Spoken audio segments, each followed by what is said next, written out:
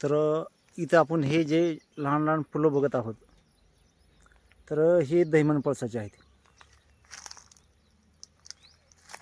सध्या हे खूप लहान आहेत.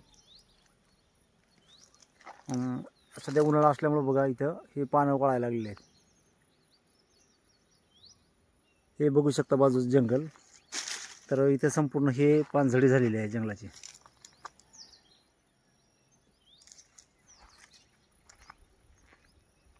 इथं बऱ्याच प्रमाणात याला हे असे लहान लहान फुलं लागले आहेत. साधारणतः एक 20 दिवसाचा कालावधी झाल्यानंतर हे पक्व होतील.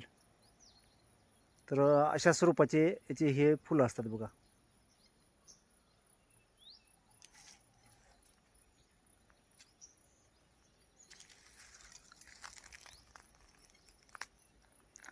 गुच्छ असल्यासारखे असे लागलेले आहेत. याचे फळं पक्व होण्यासाठी साधारण 20-25 दिवस लागत असतील.